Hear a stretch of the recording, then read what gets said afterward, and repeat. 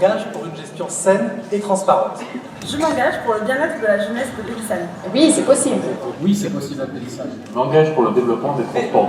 Oui, c'est possible. Je m'engage pour redynamiser le centre-ville à Pélissane. Oui, c'est possible. Je m'engage auprès de Brice Leroux et de réunir Pélissane pour que cette ville prenne sincèrement, vraiment, la direction de la transition écologique. Oui, c'est possible. Je m'engage pour la préservation des espaces verts à Pélissane. Oui, c'est possible. Pour un renouvellement des idées, pour un système qui rapprocherait les Pélissanais, alors oui, je m'engage avec toute l'équipe de Brice Leroux.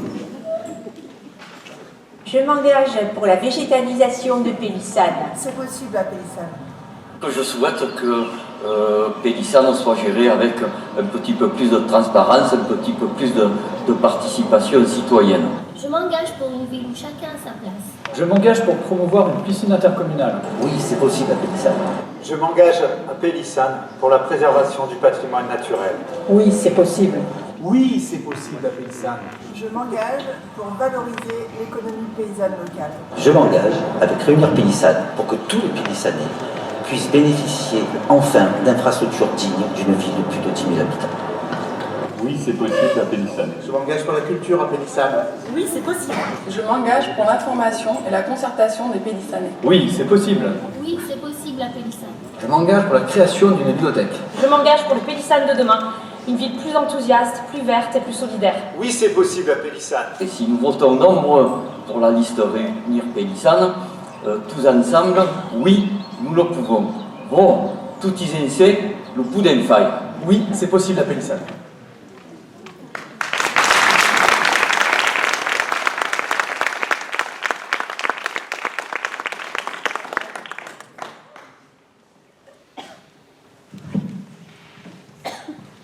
Bonsoir à tous. Bonsoir, bienvenue ce soir dans cette salle Malacrida. Merci d'être avec nous pour cette troisième réunion publique, la dernière avant le premier tour des élections municipales ce dimanche. Merci à vous qui êtes physiquement présents dans cette salle avec nous ce soir. Merci également à tous ceux qui nous regardent en direct sur Facebook et à tous ceux qui nous regarderont dès demain en vidéo sur notre site web. C'est important de le préciser, de le mentionner, parce que nous avons constaté que vous êtes nombreux à chaque fois à nous suivre en direct sur les réseaux sociaux et à regarder nos vidéos. Ce soir, avec les consignes de sécurité un peu particulières qui ont été recommandées, avec l'épisode un peu particulier que nous vivons, je ne doute pas que vous serez encore plus nombreux depuis chez vous à nous suivre. Comme vous avez pu le constater ce soir dans la salle, nous avons espacé les chaises un peu plus que d'habitude. Nous avons prévu du gel hydroalcoolique à l'entrée. Je vous préviens tout de suite, il y aura un pot à la fin de la réunion, mais nous n'avons rien prévu à manger pour limiter les risques de contamination. Pour autant, nous allons passer ensemble ce soir une très belle soirée. Je sais également que parmi les gens qui nous regardent depuis chez eux, il y a aussi un certain nombre de gens qui n'osent pas s'afficher ici ce soir avec nous, qui préfèrent nous regarder à distance, de peur peut-être d'être vus. Je pense tout particulièrement aux employés municipaux.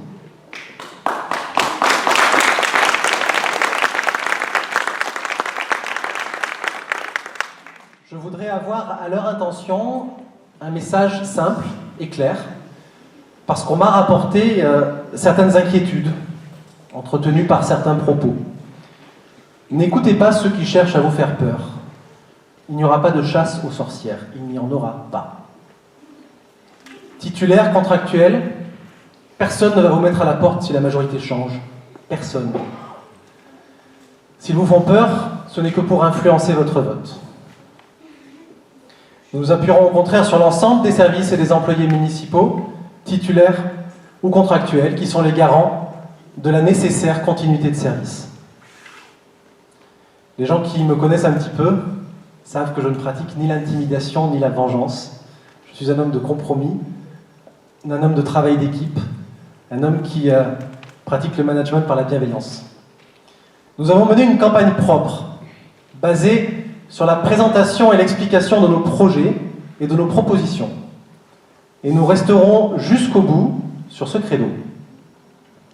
Je voudrais d'ailleurs en profiter ce soir pour remercier le maire sortant candidat, le remercier sincèrement, d'avoir donné autant de visibilité, d'avoir tant défendu, d'avoir tant communiqué sur notre programme.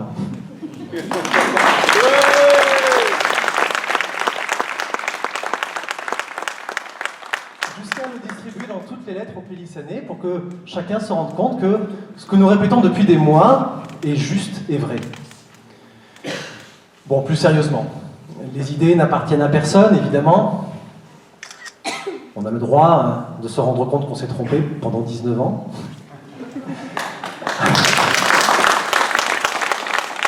On a le droit de se rendre compte que ce sont les autres qui avaient raison. Effectivement, l'écologie n'appartient pas à un parti, pas plus que la défense d'un centre-ville commerçant vivant ou d'une pratique de la démocratie plus participative. Les idées sont à tous. Ça ne me gêne pas qu'on récupère ou qu'on utilise des idées que l'on défend depuis longtemps. Ce qui me gêne en réalité, c'est que le maire sortant puisse se croire crédible à défendre aujourd'hui l'inverse exact de ce qu'il a fait depuis 19 ans. Qui a bétonné Pélissane sur 3 mandats? Qui a mis en péril le dernier grand parc de Pélissane, l'enclos Peller, rue de la Petite Bruyère, qui, sans notre intervention, serait devenu sur ce mandat une résidence de 100 logements? Qui a favorisé l'installation de commerces en périphérie de notre ville? Qui a laissé le centre-ville à l'abandon? Qui n'a jamais écouté l'avis des riverains pour quelque projet que ce soit en 19 ans? Il faut un certain sans-gêne, disons-le, pour maintenant, parce qu'elles reçoivent un certain écho dans la population, reprendre des propositions tellement éloignées de sa pratique du pouvoir depuis 19 ans. Parce que finalement, dans tous ces sujets, ce qu'il nous propose, c'est simplement de lui confier la charge de réparer des erreurs accumulées sur 3 mandats. Voilà ce qui me gêne, voilà ce qui suscite ma colère. Il y a un autre sujet dont je n'ai pas parlé et qui a tendance à me mettre un peu en colère aussi, même si ceux qui me connaissent savent que je ne me mets pas facilement en colère. C'est un sujet qui nous touche tous, qui nous concerne tous, puisqu'il s'agit de la façon dont notre argent est utilisé par la collectivité, la façon dont l'argent public de la commune est utilisé. Je ne vous apprendrai rien, à Pélissane, la Cour des comptes s'en est mêlée. Alors que s'est-il passé? On va essayer de simplifier un peu parce que c'est un sujet compliqué. On m'a dit à plusieurs reprises, moi j'ai rien compris. Bon, c'est vrai que ça peut surprendre qu'une instance aussi renommée se permette à quelques mois d'élections municipales d'étrier à ce point la gestion financière d'une commune. En réalité, la commune doit tous les ans présenter son résultat comptable au préfet. Si ce résultat présente un déficit supérieur à un certain seuil, le préfet a l'obligation de demander à la Cour régionale des comptes de donner son avis sur la situation de la commune. C'est ce qui s'est passé à Pélissane sur le résultat de l'année 2018 qui a été présenté en 2019.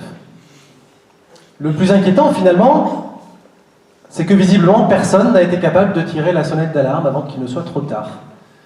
Après 19 ans et 3 mandats, voilà une erreur de débutant.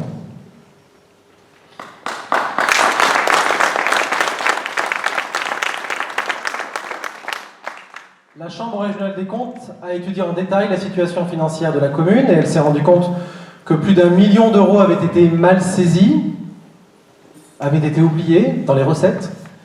Elle s'était également rendue compte qu'une fois cette saisie corrigée, il restait un déficit de l'ordre de 2 millions d'euros. D'où des recommandations, si vous les avez lues, qui sont inquiétantes, effectivement, et qui ont pour seul objectif d'éponger le déficit pélissanais. Il faut savoir que jusqu'à ce que l'équilibre soit retrouvé, le budget de la commune restera surveillé et analysé par la Chambre régionale des comptes annuellement. Je voudrais vous montrer, pour ceux qui doutent encore peut-être des chiffres dont nous parlons, je voudrais vous montrer quelque chose que tout le monde peut trouver sur Internet en cherchant un peu, parce qu'il n'y a pas que la Chambre régionale des comptes qui s'intéresse à Pélissane. Par exemple, sur un site indépendant comme fiscalitélocale.com, tout le monde ce soir pourra aller regarder sur Internet, vous trouvez ce genre de graphique qui vous présente l'évolution de quelques indicateurs de la santé financière d'une collectivité. Je vous invite à aller voir par vous-même. Le moins qu'on puisse dire, à la vue de ces chiffres qui dégringolent en 2017 et 2018, c'est que la situation financière de Pélissan s'est beaucoup dégradée entre 2016 et 2018. Étrangement, sur le site de la ville de Pélissan, pour les plus curieux d'entre vous qui seraient allés les voir, les chiffres communiqués sur le budget de notre ville s'arrêtent en, je vous le donne en mille, 2016. Rien sur 2017 et 2018. C'est évidemment pas une coïncidence, c'est qu'après, les chiffres deviennent mauvais, on préfère les cacher. Voilà qui pose une autre question derrière ce problème de gestion financière de notre ville, c'est la question de la transparence. La transparence de l'action publique, la transparence des comptes. Nous nous engageons à mettre en œuvre toutes les dispositions pour que tous les Pélissanais aient accès à tous les éléments concernant les finances de notre ville, comme cela devrait déjà être le cas sur le site internet de la commune. Et puisqu'on parle de transparence au sujet des finances, je voudrais rapidement, sur cette même thématique, aborder la question de la transparence de la communication de notre commune sur la question des impôts locaux. On nous répète que les impôts locaux n'ont pas augmenté. J'ai lu dans un programme un engagement que les impôts n'augmenteront pas.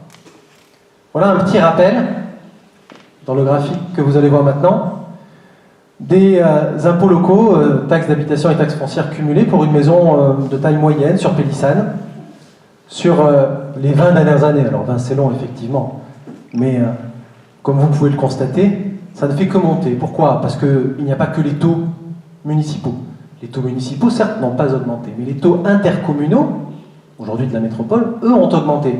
Et ce qu'il faut savoir, c'est que je suis conseiller territorial du Pays Salonnais, et que le jour où les maires ont décidé d'augmenter les taux intercommunaux, c'était pour pouvoir se calquer sur ce que ça serait sur la métropole ensuite.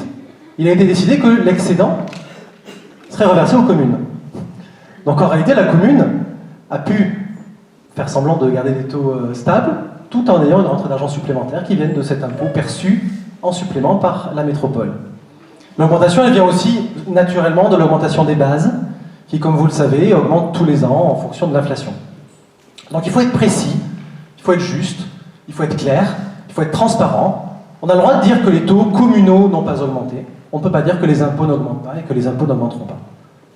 Nous engageons également donc à une communication parfaitement transparente, claire et honnête sur ce sujet important.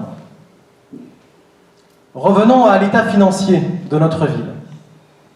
Concrètement, pour nous, qu'est-ce que ça va changer pour le prochain mandat? Honnêtement, il est assez difficile d'y voir clair tant que nous ne serons pas élus. D'abord parce que le budget définitif de l'année 2019 ne sera connu qu'en juin 2020. Vous avez vu tout à l'heure que les chiffres s'arrêtaient en 2018. C'est parce que traditionnellement, le résultat de l'année N est voté en mars de l'année suivante. Là, avec les élections, c'est reporté au mois de juin. Donc pour l'instant, on ne sait pas quel est le résultat de l'année 2019. Est-ce qu'on se rapproche de l'équilibre? Est-ce qu'il faudra faire des efforts supplémentaires? À notre arrivée, nous organiserons un nécessaire audit des finances de notre commune. Le budget de la ville de Pélissan, c'est environ 11 millions d'euros par an de fonctionnement, autour de 6 millions d'euros en moyenne par an en investissement. Le déficit pélissanais, nous estimons qu'il nous obligera à 1 à 2 ans d'efforts budgétaires. J'entends nos adversaires nous dire, si vous savez le faire, nous aussi on pourra le faire. La question n'est pas là. La question, comme tout à l'heure, c'est de savoir si on a envie de demander à ceux qui nous ont mis dans cette situation-là de nous en sortir. Peut-on encore, sur ce sujet, lui faire confiance? Ma réponse, elle est claire, c'est non.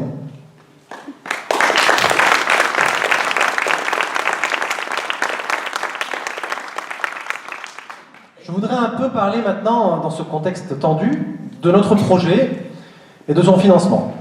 La question du financement de nos propositions, elle est légitime, on nous l'a souvent posée, surtout dans une situation financière compliquée. Le budget total d'investissement de la ville de Pélissan sur le mandat qui se termine, sur ces 6 années, c'est un peu plus de 30 millions d'euros. D'où viennent-ils? de quelques excédents du budget de fonctionnement qui sont rebasculés en investissement, et surtout de subventions sur projet émanant du département, de la région, de l'État, de la métropole. Et je ne peux pas laisser sous-entendre ce qu'on perçoit parfois, que, paraît-il, ces collectivités financeraient seulement les communes dirigées par des amis politiques. Ça ne marche pas comme ça, heureusement. Personne n'est irremplaçable. Il y aura une vie à Pélissane, après le maire sortant.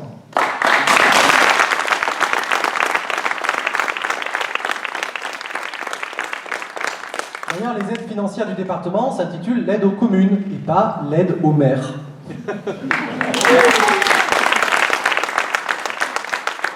Les financements donc ne vont pas disparaître avec un changement de majorité, au contraire, il y a même des sources de financement qui n'ont jamais été envisagées à Pélissane, des sources de financement ministérielles ou européennes que nous irons chercher.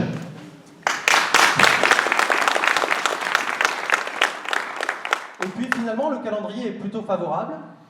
Fin 2020, début 2021, nous serons en mesure de signer avec le département un nouveau contrat départemental de développement et d'aménagement, CDDA, qui traditionnellement permet de financer un certain nombre d'infrastructures dans les communes par le département. Pélissane sur un mandat, donc, plus de 30 millions. Notre projet d'investissement, nous l'avons chiffré, en prenant une par une toutes nos mesures, qui ont été énumérées dans nos lettres, dans notre livret programme, et en faisant un premier chiffrage de leur coût. Nous obtenons environ 20 millions d'euros. C'est une bonne nouvelle. Ça signifie qu'il nous restera de la marge, non seulement pour financer les petits investissements du quotidien qui sont nécessaires dans la vie d'une ville, en plus des grands projets, mais également pour éponger le déficit pélissanais. Ce qui se cache derrière ces chiffres, c'est que nos projets ne sont pas pharaoniques. On ne propose pas de faire une école à 8 millions d'euros, ni une médiathèque à 5 millions d'euros. À la place, nous proposons plusieurs projets de taille raisonnable, autour de 1 à 2 millions, mais dont Pélissane a tellement besoin. Le projet finalement le plus coûteux de notre campagne, vous l'aurez deviné, c'est la piscine, le centre aquatique. Mais il sera défendu, étudié et financé, je l'ai déjà dit, au niveau de la métropole. Pélissane ne sortira pas 1 euro de ce projet, pour ce projet, ni en investissement, ni en fonctionnement. Néanmoins, comme nous l'avons dit tout à l'heure, nous ne savons pas exactement dans quelles conditions nous allons arriver à la mairie de Pélissane. Nous ne savons pas exactement ce que nous pourrons faire sur la première année du mandat.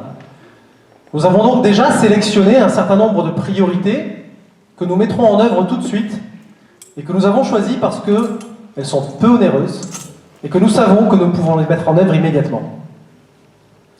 Nous mettrons d'abord en place le contexte nécessaire à la redynamisation de notre centre-ville, en rapprochant le marché du centre dès la première année, à la suite d'une véritable concertation avec les forains, les commerçants et les riverains. En développant également le marché des produits locaux, en animant ce centre-ville au quotidien pour le faire vivre. Enfin, pour préparer l'arrivée de nouveaux commerces et l'ouverture plus tard dans le mandat de la halle commerçante, nous nommerons un manager de centre-ville qui portera ce projet. Nous développerons dès la première année l'offre culturelle pélissanaise. En terminant les travaux de la nouvelle école de musique, que les enfants et les parents attendent, en installant une salle de spectacle cinéma dans la salle Pellaire, et en organisant un festival culturel, dès la fin de l'année.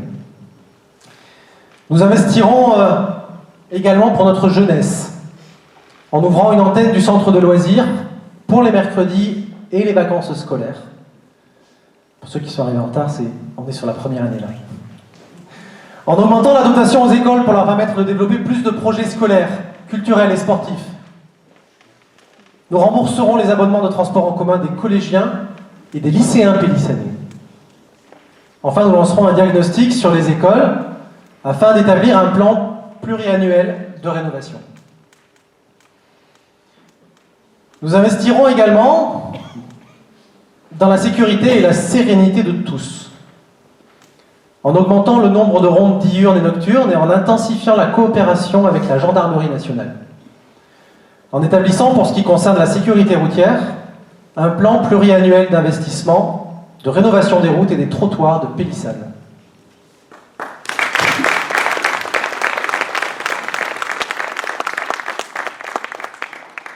Sur tous ces sujets, vous l'avez compris, la consultation et la participation des habitants sera notre méthode. Sur ces pratiques démocratiques que nous souhaitons mettre en place, je voudrais laisser la parole à quelqu'un dont la présence à mes côtés me rend très heureux, parce qu'elle m'a accompagné durant ces 6 années en conseil municipal, et je reconnais que ça n'a pas toujours été facile. Je crois qu'elle a prévu de vous en parler un petit peu. Je suis très heureux de la voir sur cette élection à nouveau à mes côtés. Il s'agit de Cécile Perrin.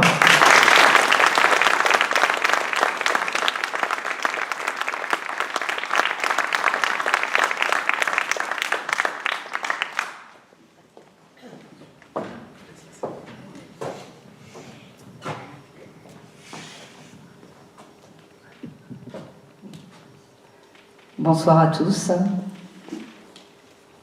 Alors, pour ceux qui ne me connaissent pas, j'ai 51 ans, je suis enseignante et entraîneur sportif également. Donc je suis bien occupée au quotidien. Mon investissement sur la commune est ancien et multiple, il a pris plusieurs facettes. Il a commencé d'abord professionnellement. J'ai été la directrice de l'école maternelle Rose de Brignoles pendant 12 années. Il a été aussi associatif auprès de l'association Parenthèse en tant que bénévole, puis a pris une tournure politique en devenant conseillère municipale en 2014. Ce soir, j'ai choisi d'évoquer devant vous, avec vous, mon expérience d'élu municipal avec le plus de sincérité possible, loin d'un esprit pleurnichard ou revanchard, mais surtout par souci d'éclairage sur ce rôle de représentant des Pélissanais qui nous avaient fait confiance. Alors, en devenant conseillère municipale, j'avais de nombreuses attentes, toutes très enthousiasmantes. J'espérais vivre une expérience personnelle enrichissante. Je désirais apprendre, participer à la vie de la cité, réfléchir avec d'autres citoyens, échanger et orienter les décisions vers davantage d'équité, de bien-être, mais aussi d'émancipation pour l'ensemble des Pélissanais. Mon constat, durant ces 6 années de mandat, est celui d'une réalité bien éloignée de mes attentes. Si cette expérience a été évidemment riche d'émotions, elle a été également pleine de difficultés, de confrontations et de déceptions. Car en effet, être élu de la minorité à Pélissane, pour moi, c'était porter des idées différentes, une autre voie, pas forcément celle de l'opposition systématiquement. La réalité fut d'être confronté au fait de ne pas avoir le droit de débattre en conseil municipal. Nous pouvons poser des questions, certes oui, orales et écrites, mais elles n'appellent aucun débat d'idées. Ne pas avoir le droit non plus d'échanger lors des conseils municipaux. Tout est déjà décidé, plié, et nous prenons acte en votant, soit pour, soit contre, soit par l'abstention, et sans commentaire possible. Ça a été aussi cette réalité d'être confronté au fait de ne pas participer, car nous sommes souvent évincés des instances de réflexion. Lorsqu'elles existent, elles ne se réunissent pas, et l'affichage de notre nom n'est qu'une mascarade. Aussi, nous avons été confrontés à un autre système, celui d'être dénigrés, raillés, intimidés, voire calomniés parfois, lorsque nous ne sommes pas présents. Et lorsqu'on nous demande un droit de réponse pour justifier, pour expliquer, il nous est refusé. Lorsque l'on s'offusque d'une parole déplacée du maire, d'ailleurs il n'y a que lui quasiment qui parle en conseil municipal, aucun soutien n'est visible dans les membres de sa majorité. Les visages sont figés. C'est étonnant. Vous devriez venir voir. Être élu dans l'opposition, c'est finalement observer la complaisance des élus de la majorité face à ce que moi j'appellerais un déni de démocratie, ce qui est vraiment inquiétant.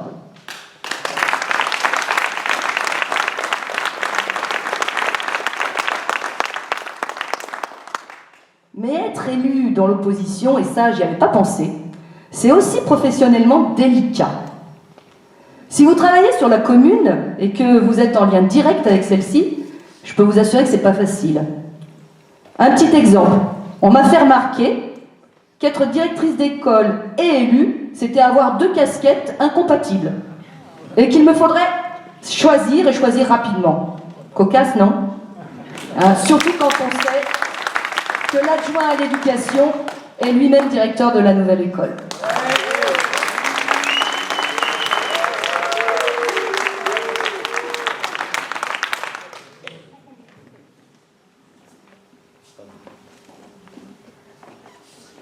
Être élu dans l'opposition, c'est aussi un ressenti particulier à Pélissane. Et j'ai pu m'en entretenir avec plusieurs conseillers municipaux avant moi qui ont pu avoir ce rôle-là et qui ont ressenti aussi ça. Ils m'en ont fait part. Ce n'est jamais vraiment pouvoir être libre de communiquer avec qui on veut, parce que les Pélissanais sont vraiment divisés par le premier édile de notre ville. Tu es avec ou tu es contre, ou tu ne mérites pas même. Et au final, tu n'existes pas dans cette démocratie pélissanaise. Alors, forte de ce bilan et de la richesse néanmoins des rencontres que j'ai pu faire, et ce malgré le traitement discriminant qui est fait à l'opposition, j'ai décidé de renouveler mon engagement auprès de Brice pour que cela change, pour que le nom de notre liste, Réunir Pélissane, ne soit pas qu'un vœu pieux, parce que je crois profondément que l'on peut mener une gouvernance autrement en tenant compte de tous les élus.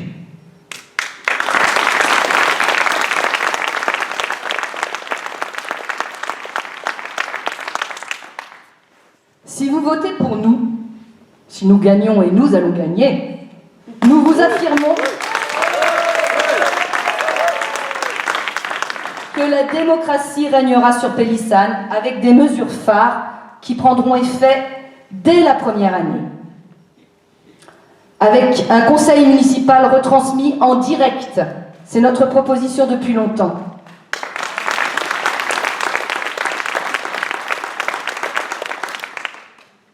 Des conseillers d'opposition, mais non, je vais dire des conseillers de la minorité, parce que d'opposition, ça ne me plaît vraiment pas, dans de vraies commissions de réflexion. Une transparence totale avec un élu d'opposition ayant un droit de regard sur les finances de la ville. Le traitement aussi respectueux des questions posées, des motions apportées aux différents dossiers par la minorité. La possibilité pour tous les Pélissanais, quels qu'ils soient, de participer à la vie politique de notre commune par l'intermédiaire, par exemple, des associations. Aucune ne sera blacklistée si elle apporte un bénéfice aux Pélissanais. Qui serions-nous donc pour juger de l'intérêt apporté à une asso si elle trouve son public? Nous soutiendrons donc toute association dont le but sera de proposer une plus-value à la vie quotidienne des Pélissanais.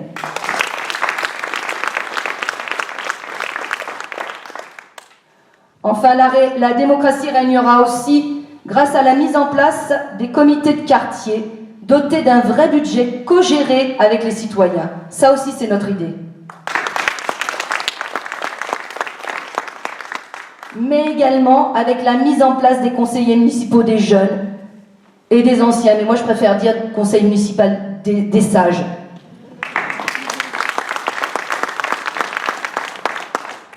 Alors oui, nous voulons en finir définitivement avec cette vision clanique de la politique à Pélissane. Et puis, I have a dream. Et si les prochains vœux du maire devenaient les vœux du conseil municipal? Ça changerait, non? Avec une parole donnée à tous.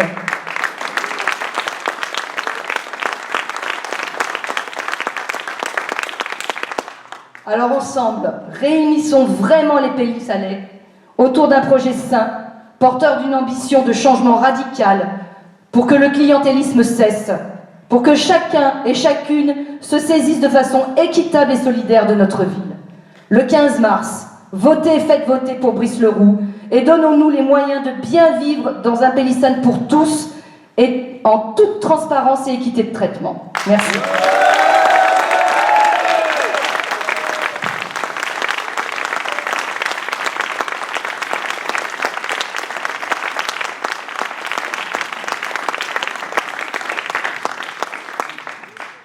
Merci Cécile. Changer les pratiques politiques, faire de la politique autrement, c'est effectivement notre objectif. Vous l'avez compris, j'espère. Ça nécessitera de changer de façon de travailler, de passer d'un modèle à un autre, d'opérer une transition entre deux façons d'imaginer l'action publique. Le mot de transition, sans transition, nous l'avons déjà employé dans notre campagne.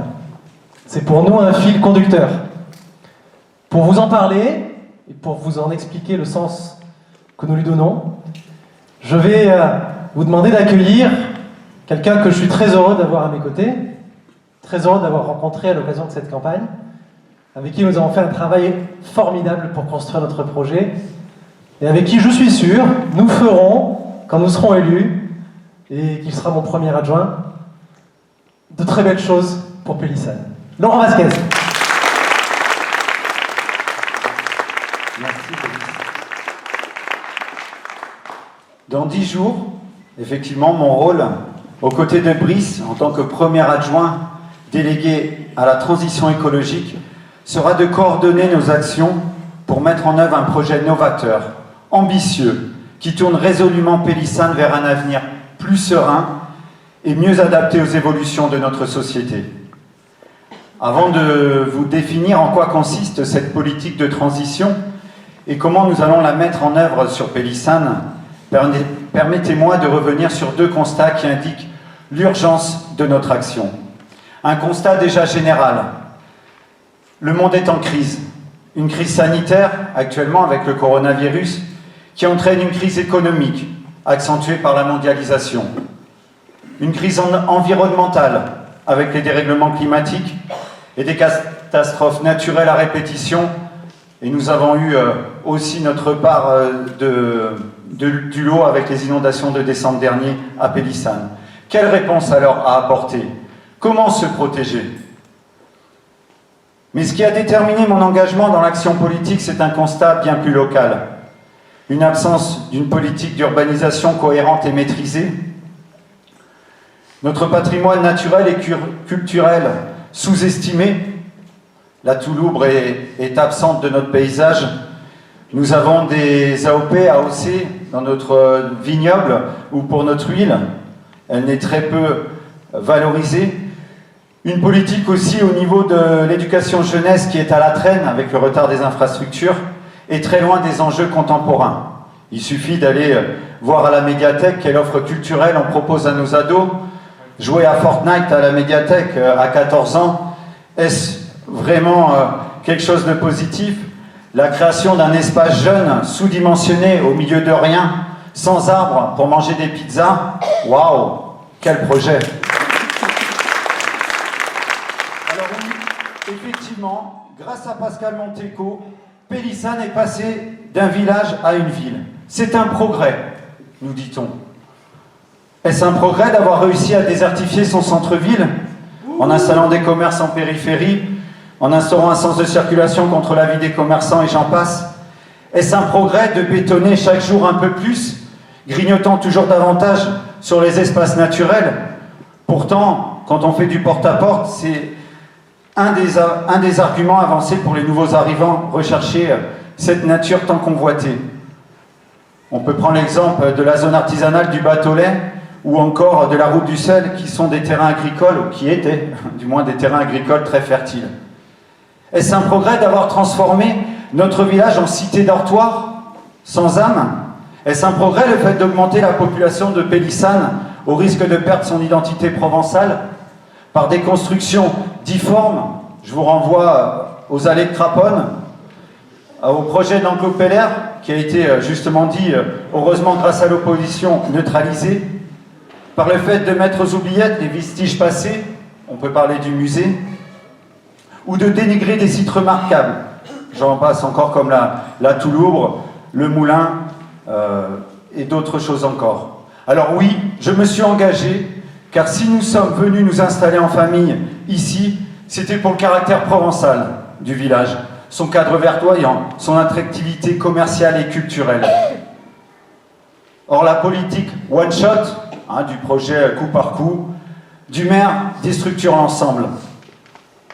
Quelques exemples, les poupées russes à Noël, vive la culture provençale, installation du commerce de bouche en périphérie, installation du relais d'assistante maternelle, route de Lambesque.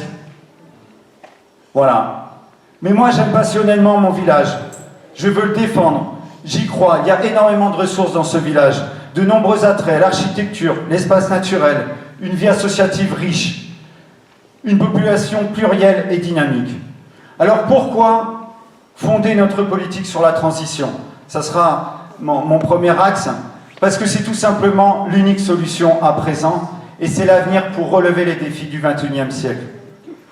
Comment mieux se nourrir, mieux se chauffer, comment créer des emplois, comment mieux vivre ensemble pour lutter contre l'isolement, la paupérisation, le recul du service public.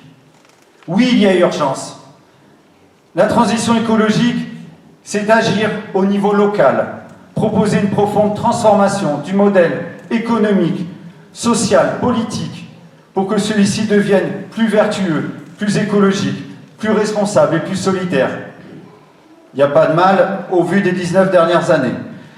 Il s'agit donc de proposer des solutions pour que nos modes de vie changent, non sous la contrainte, mais au contraire par l'appropriation de réflexes de conduite exemplaires que chacun d'entre nous déjà avons commencé à mettre en œuvre, soucieuse et respectueuse de l'environnement.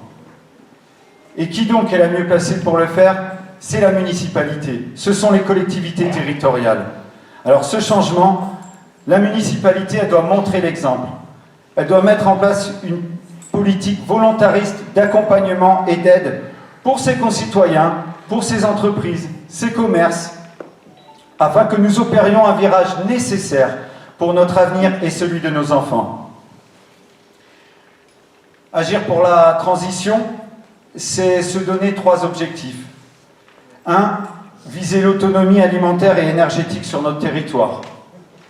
Vivre en harmonie avec son environnement, c'est-à-dire le protéger et le valoriser.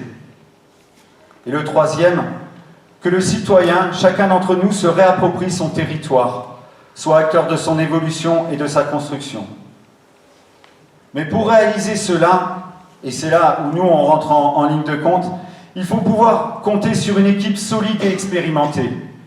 À l'image de nos lettres, distribuées depuis septembre, nous démontrons semaine après semaine nos compétences dans de nombreux domaines, riches de plusieurs mois de travail, des conférences, des participations aux ateliers pour la construction du pacte, notamment sur le bassin salonnais, en sont quelques exemples.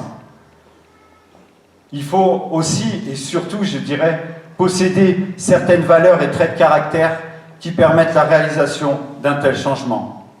Avoir une éthique, être intègre pour plus de transparence, être bienveillant, à l'écoute, sans préjugés, pour mettre en œuvre une démocratie participative. Comme l'a souligné Cécile à l'instant, on ne peut pas dire que ça soit la qualité première du maire sortant. Pourtant, il a osé le mettre dans son programme. Faire preuve de créativité et d'innovation en élaborant de nouvelles structures, de nouveaux partenariats. On a parlé aussi de rechercher de nouvelles subventions. C'est surtout être altruiste. C'est chercher avant tout à être au service du bien commun et non pour servir des intérêts particuliers au détriment de la population. Et on voit que ça ne s'arrange pas après 19 ans de pouvoir sans partage. Alors oui, nous, on considère que nous sommes avant tout des citoyens avant d'être des élus. Alors, effectivement, nous pouvons être inquiets face à la capacité du maire sortant de mettre en œuvre notre programme, comme l'a souligné Brice Leroux, car il s'agit bien d'une pâle copie d'une autre. Quand ces mises en œuvre démontrent son attachement à la bétonisation ou à l'absence de concertation pour tous les projets qui ont vu déjà le jour, on peut citer le boulevard de la Drésine actuellement. Et oui, monsieur le maire, il ne s'agit pas de signer une charte avec la Ligue pour la protection des oiseaux lors de la semaine du premier tour pour être crédible.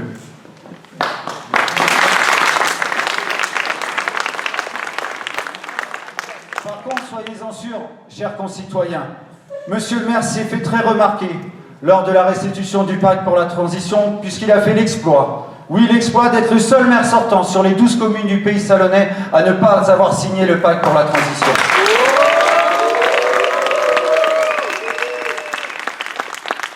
D'ailleurs, ça ne nous a pas échappé. Son empressement ces dernières semaines pour masquer la réalité fait peine à voir. 2 oliviers en pot sur le parking en guise de végétalisation du domaine public. Des platanes étouffés par le goudron devant la nouvelle école. Bref, une hérésie écologique. Et je ne vous parlerai pas de ce qu'il y a dans son nouveau programme, où l'écologie, monsieur Monteco, c'est vraiment une affaire sérieuse. Il ne s'agit pas de croire qu'on va mettre une passerelle au-dessus de la Touloubre pour se porter garant et crédible au niveau de cette écologie-là.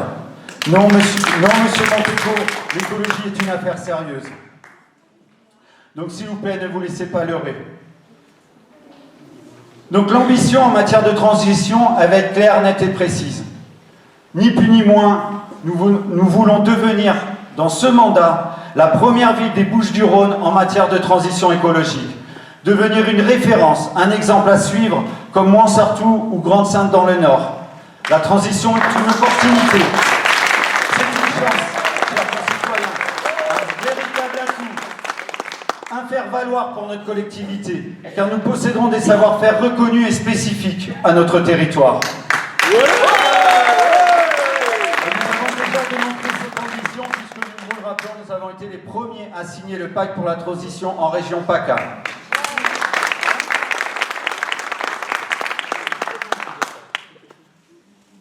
Alors vous allez me dire, comme disait Brice tout à l'heure, oui, vous avez un projet ambitieux, mais est-il réalisable?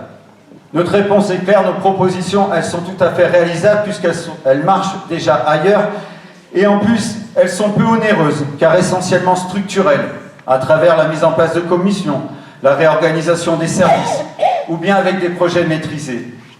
Elles sont aussi essentiellement financées par une grande partie des structures publiques, puisque l'État prend actuellement la mesure des enjeux et met à disposition un arsenal de labels et d'aides pour les collectivités comme pour les particuliers.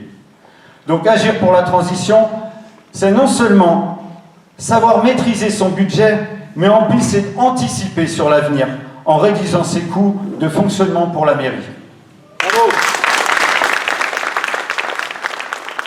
Alors j'en terminerai sur nos mesures pour la première année en termes de transition.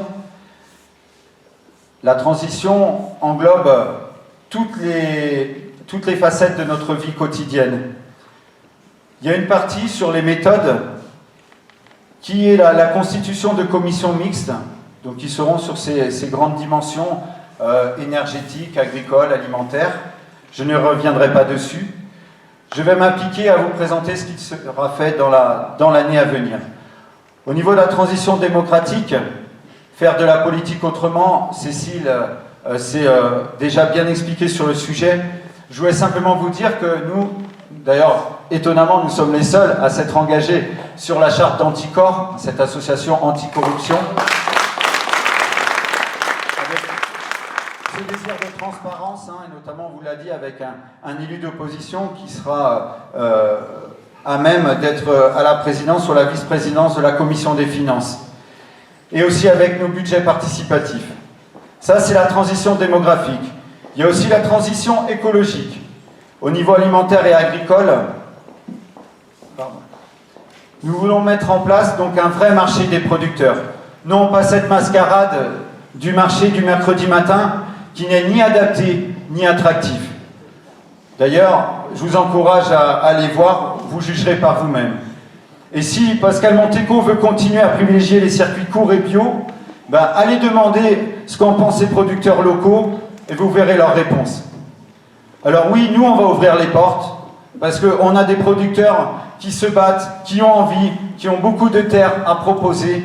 Il y a des jeunes agriculteurs qui tapent à la porte et ça c'est de l'emploi, ça c'est l'avenir et c'est une occasion, un moyen de manger sainement et à des prix maîtrisés. Oui, on va alimenter la cuisine centrale avec des circuits courts, avec des produits frais, locaux et de saison, et non pas qui viennent de Rungis et d'Andalousie. Oui, nous allons développer l'agriculture urbaine, avec la mise en place de jardins partagés. Concernant la tri et la gestion des déchets, il y a urgence aussi de ce côté-là. Nous allons mettre en place des chalets à compost collectifs pour les quartiers volontaires, avec de la formation à l'appui. Supprimer l'utilisation du plastique à usage unique dans les services municipaux et pour les événements.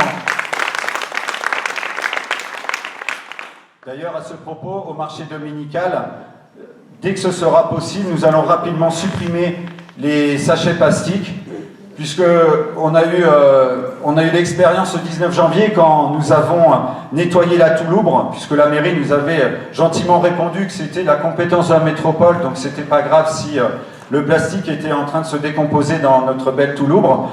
Voilà, c'était une des conséquences aussi. Arrêtons de consommer des sacs plastiques, d'en produire, donc on passera aux sachets papier.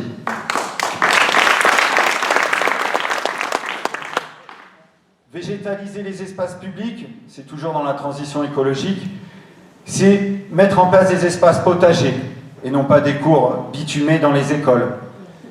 Proposer le permis de végétaliser, c'est-à-dire octroyer aux citoyens, sous condition, de pouvoir végétaliser un espace public devant chez lui, sa cour, son lotissement. Et pour terminer sur la mobilité transport, on en a déjà parlé, la création d'un réseau de pistes cyclables reliant en priorité les écoles, les structures publiques avec le centre-ville, l'installation de parcs à vélo notamment.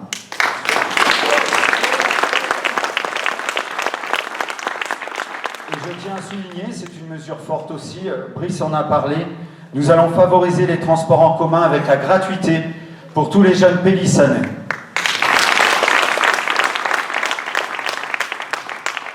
Concernant la transition énergétique, il y a 3 piliers, la sobriété, l'efficacité et les énergies renouvelables. Alors sur la sobriété, ça tombe bien, quand on voit le rapport de la Cour des comptes, on nous demande de diminuer les frais de fonctionnement. C'est ce que nous allons faire, en créant un audit, en regardant structure après structure pour diminuer le chauffage, arrêter les communications intempestives sur papier glacé, pour enfin continuer et finir le passage de l'éclairage public en LED, et enfin de mettre une mise en place de la formation d'éco-conduite responsable pour le personnel municipal. Enfin, sur le renouvelable, nous ferons un audit pour mettre en place et créer des fermes photovoltaïques, et notamment sur des espaces. Ça pourrait couvrir par exemple le parking des tennis, ou une partie du boulodrome, ou encore le toit de nos écoles. Enfin, la dernière dimension, c'est la transition économique et sociale. Oui, aller vers cette transition, c'est être le garant d'une attractivité économique, en initiant des projets industriels basés sur l'économie verte, les énergies renouvelables, sur le recyclage. On peut parler par exemple d'une entreprise marseillaise qui fait des baskets à partir du recyclage plastique, une entreprise de Rousset qui est la seule actuellement à recycler des panneaux photovoltaïques. Et ce sont des emplois non délocalisables à haute valeur ajoutée. Mais aussi l'autre aspect dans la transition, c'est développer l'économie circulaire, c'est-à-dire produire des biens et des services de manière durable en limitant l'utilisation de ressources, les matières premières, l'eau, l'énergie, ainsi que la production des déchets. Nous mettrons en place, dès cette année, un institut d'économie circulaire, où se regrouperont et se créeront par la suite la ludothèque, l'outitech, les écocycleries, les jardins partagés. Enfin, laissé à l'abandon malheureusement, alors que clairement c'est une valeur ajoutée sur notre territoire, l'attractivité touristique. La création du sentier botanique le long de la Touloubre en fera partie sur cette première année, et la création d'un sentier pédestre balisé dans le massif des Costes. Voilà pour une énumération.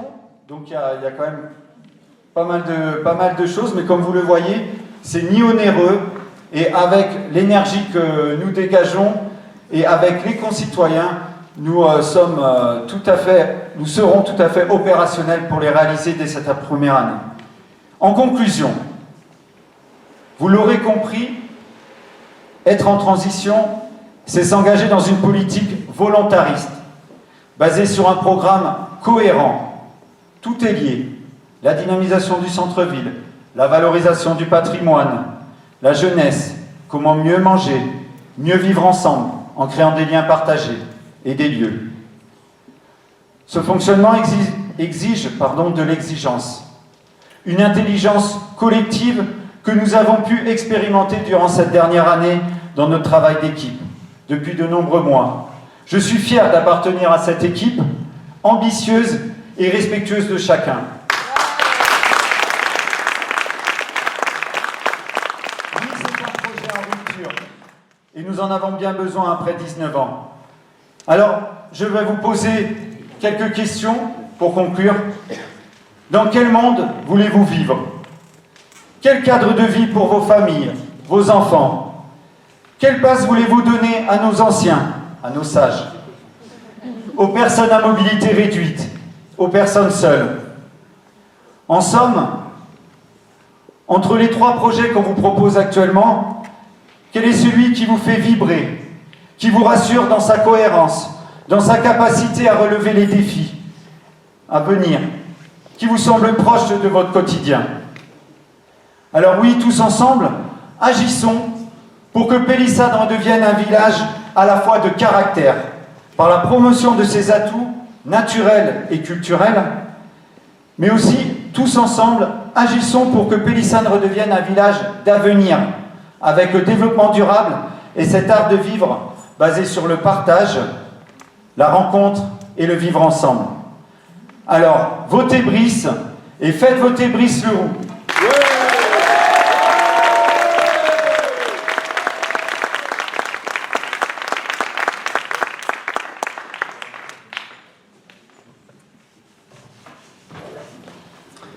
Merci Laurent, merci à tous. Nous avons prévu maintenant un petit temps que nous pratiquons régulièrement à l'occasion de nos réunions publiques, que nous apprécions toujours autant. Un temps pour mettre en pratique les belles théories de participation, un temps pour vous donner la parole. Donc, il va y avoir un temps de questions-réponses. Alors, si certains d'entre vous ont déjà assisté aux réunions précédentes, ils ont peut-être déjà posé leurs questions, mais il y a peut-être de nouvelles questions qui vont apparaître. Alors moi, avec les lumières qu'on m'a mis dans les yeux, je n'y vois pas très bien dans la salle, je reconnais. Donc il va falloir faire des grands signes. Il va falloir peut-être qu'on allume les lumières aussi pour qu'on y voit un petit peu mieux. Et n'hésitez pas à vous manifester s'il y a une question qui vous interpelle encore dans notre projet, dans notre programme, ou si vous avez envie simplement de réagir d'une manière ou d'une autre. Merci à ce que nous avons dit ce soir, à ce que nous avions dit à l'occasion des réunions précédentes ou sur ce que vous avez pu lire dans nos projets, dans nos lettres, dans notre programme. Je suis sûr qu'il y a forcément quelqu'un qui se pose encore une petite question et qui va repartir chez lui ce soir en se disant j'aurais peut-être dû la poser quand même. Ça arrive à tout le monde. Alors, une question au fond de la salle.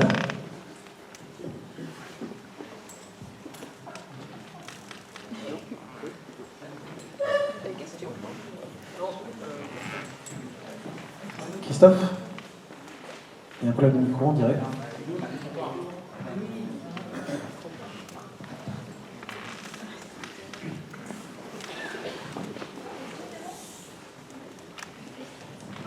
Où est-ce qu'il y a une question aussi? C'est bon? Ça marche pas le micro? Ça marche le micro? Oui. Ce n'est pas une question, mais un constat. Brice Leroux et son équipe ont apporté, tant sur la forme que sur le fond, un grand bol d'air frais dans cette campagne électorale.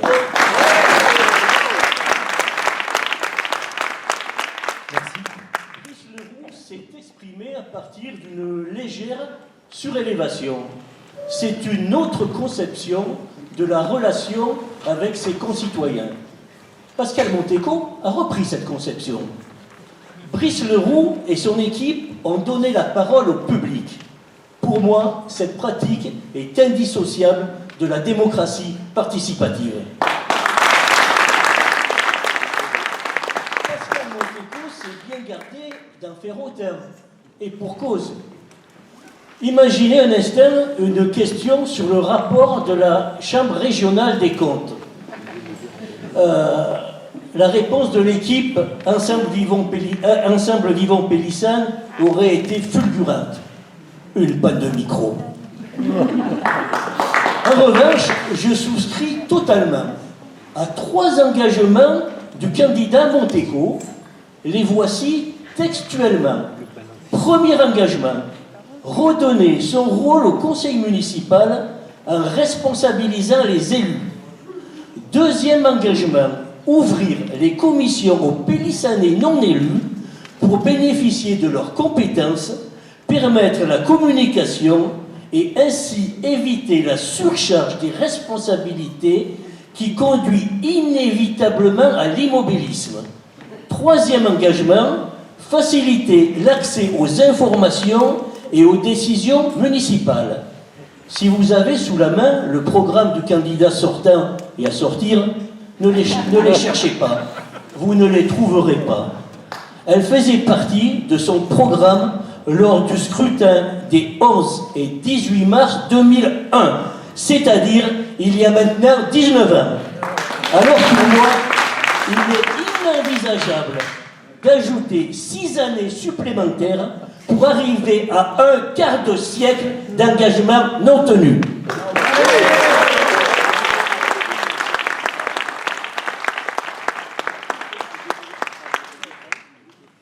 Merci pour cette intervention passionnée. Y a-t-il d'autres interventions? Les élections auront lieu. Les élections auront lieu, nous dit-on. C'est une bonne nouvelle.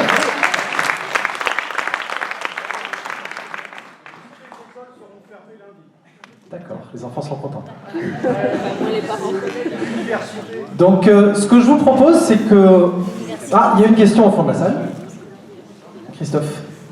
Vous avez démontré que la mauvaise gestion financière de l'équipe municipale en place.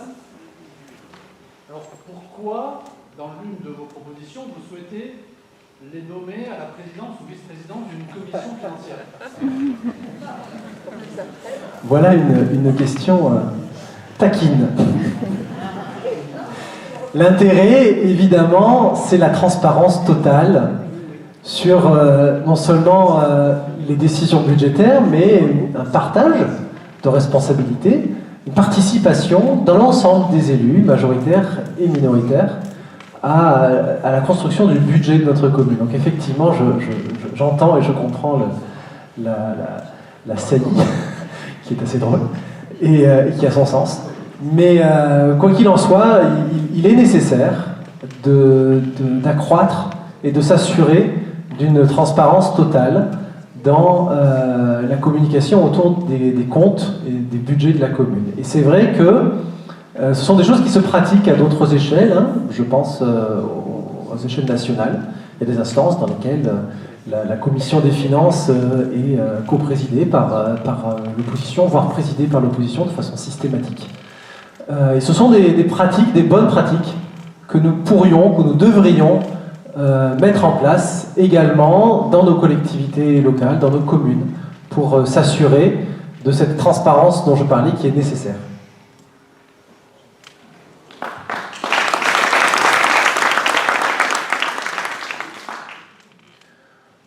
Donc, si vous voulez, tout à l'heure, nous aurons un temps supplémentaire pour